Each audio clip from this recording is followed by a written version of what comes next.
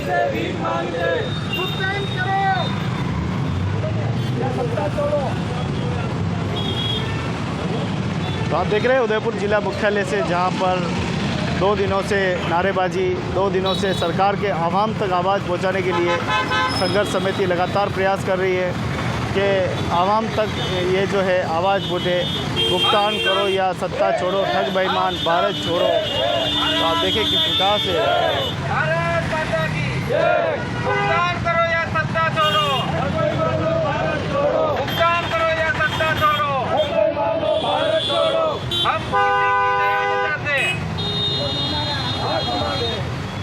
किसी की दया चाहते नहीं, किसी की दया चाहते, बस एक्ट लागू करो,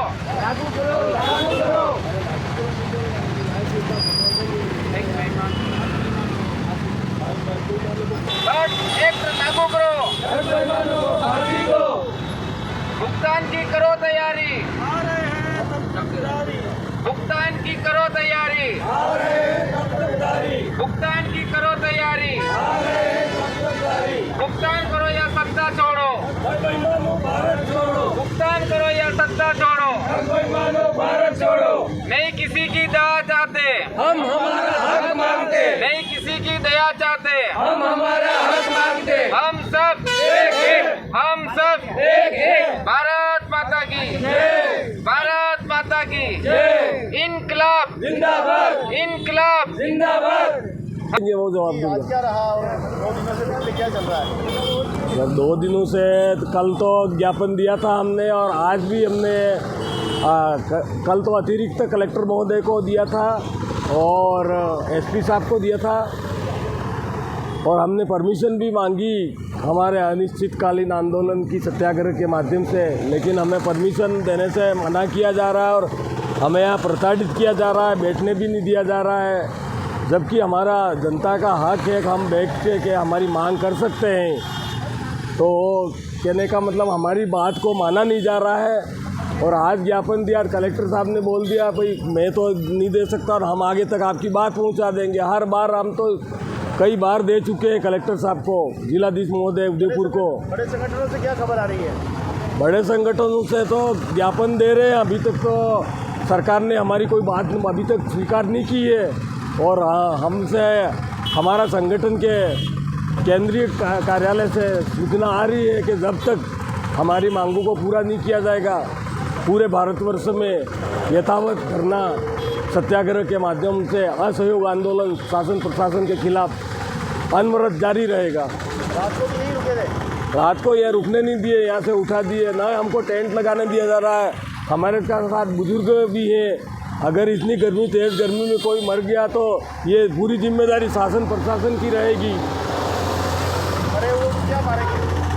अरे मरे हुए को तो क्या मारे, लेकिन चलती फिरती लाश है, उसको अगर उस लाश को भी संभाल के रखना चाहे तो रख सकते हैं ये, लेकिन हमारी कार्रवाई हम तक थी, जिसको पहुंचाना पहुंचा दिया, वो करे नहीं करे। एसपी साहब का भी अभी जवाब था कि हमने आपकी बात को पहुंचा दी जहाँ जिस स्थान पे पहुंचानी थी। अब वो क्या डिसीजन लेते हैं, तो एसपी साहब का सीधा सीधा कहना है कि हमने आपने सरकार को भेजा था, हमने सरकार को भेज दिया, अब सरकार आपके पक्ष जो डिसीजन लेगी वो सर्वमान्य होगा। तो अब हम कहाँ जाएं? तो आप देख रहे हैं आंखें न्याय के लिए तरस रही है। अपने मान और सम्मान की ये लड़ाई है जो लड़ रहे हैं। क्यों हमारा मूलधन रहे, क्यों हम मान सम्मान के साथ हमारा पैसा वापस मिले, ताकि कार्यकर्ता को वापस रोज़गार मिल सके और एक नई पॉलिसी आए जिसमें सुरक्षा हो और सुरक्षा की गारंटी हो। अभी नए तस्वीर से जिस प्रकार से डाकघर में नई परिवर्तन किए जा रहे हैं, तो 5 लाख कार्यकर्ताओं को पुनः इसमें मौका दिया जाए, इनके रोज़गार वापस दिए जाए। क्या लग रहा है सर? हमको ऐसा लग रहा है कि सरकार को अच्छी तरह से पता है, जो 30 साल 35 साल कंपनी चली हुई है, लोगों को सही टाइम से पहले भुगतान दे रही थी, सरकार ने बंद करने के बाद में सबका भुगतान सरकार ने रोक लिया।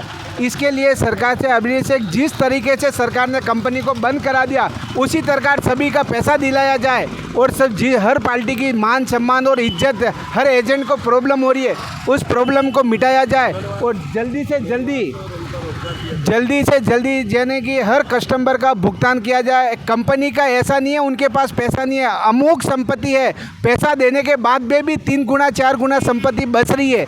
लेकिन हर एजेंट को अपना रोजगार दिया जाए और हर कस्टमर को जिनका पैसा उनको पैसा दिया जाए कंपनी से। और सरकार चाहे तो एक उनको ज़्यादा सोचने की बात नहीं है, सुप्रीम कोर्ट का ऑर्डर हो चुका है कि 2016 में ऑर्डर दे दिया कि हर कंपनी का भुगतान करने के लिए तैयार है। तो सरकार भुगतान करना क्यों नहीं चाह रही है? इसका मतलब सरकार मिली भगत से, ये राजनीति पॉलिटिक्स के कारण ये मतलब कंपनियों का भुगतान नहीं हो रहा। जल्दी से जल्दी इसकी कार्रवाई की जाए और ज़्यादा से ज़्यादा संख्या में और सभी ग्राहक को पैसा दिया जाए और ग्राहक को जो मान सम्मान इज्जत हानि हुई है, लाभ हानि, उसको सम्मान सहित लौटाया जाए। तो बिल्कुल सत्य बात कह रहे हैं कि जो कार्यकर्ताओं को जो नुकसान हुआ है, क्षति पहुंच रही है, लगातार कार्यकर्ता की खबर आ रही है, जो पीड़ित है वो लगातार खबरें आ रही है, खबरें यहाँ तक देखी जा रही है कार्यकर्ता घर जाना मुश्किल हो गया है। उसके मान सम्मान, उसका अपना एक स्वाभिमान था। जब नगर में कोई भी काम होता तो सारा इंडिया का व्यक्ति सबसे पहले खड़ा होता था, पहली पंक्ति में सारा इंडिया वाला अपना योगदान देता था। आज वही सारा इंडिया का एजेंट, वही सारा इंडिया का कार्यकर्ता उस आखिरी पंक्ति में आलोचना का पात्र बन गया है। उसके सिवा, सिर्फ मौत के सिवा कोई रास्ता उसको सूझ नहीं रहा है। जहाँ लोग तारीफ़ करते थे उसकी, जहाँ लोग उसकी प्रशंसाएं करते थे कि बहुत अच्छी कंपनी में काम करते हो, हम लोगों को आप लोगों ने संबल बनाया, 1 पैसा दिया और आपने उसको 3 पैसा करके दिया, क्या कुछ कहेंगे? देखिए, मैं विजय कुमार वर्मा और लगातार 4 साल से सारा इंडिया के आदर्श तमाम क्रेडिट कोऑपरेटिव सोसाइटियों के ख़िलाफ़ हम यहाँ उदयपुर में धरना प्रदर्शन, कानूनी कार्रवाई कर रहे हैं। और ना तो ये डबल इंजन की सरकार इस पे कोई ध्यान दे रही है और ना ही प्रशासनिक अधिकारी। बार बार बर्ड्स एक्ट को लेकर भी कलेक्टर महोदय को, एसपी साहब को, आईजी साहब को, तमाम तरह के अधिकारियों को इस संदर्भ में काउंटर खोलने के लिए निवेदन किया गया और संबंधित संस्था के खिलाफ कानूनी कार्रवाई करने के लिए बार बार एफआईआर भी करवाई गई। लेकिन जांच के सिवा अभी तक कोई प्रार्थी को न्याय नहीं मिला है। तो हमारा तो एक ही उद्देश्य है, एक ही निवेदन है प्रशासनिक अधिकारियों से कि पीड़ित को न्याय मिले, संबंधित संस्था के अधिकारियों को, दोषी को सज़ा मिले और भुगतान मिले। जय हिंद, जय भारत। क्या लग रहा है कार्यकर्ताओं की हालत कैसी हो गई है? पूरे हिंदुस्तान में 7,000 लोग सुसाइड कर चुके हैं और एक एजेंट के अगर 2 निवेशकर्ता भी मरें तो लगभग 10 लाख निवेशकर्ता भुगतान नहीं मिलने के कारण मर चुके हैं अभी तक। लेकिन केंद्र की सरकार और राज्य की सरकार कोई भी इस पे ध्यान नहीं दे रही और ना ही सहारा के मैनेजमेंट।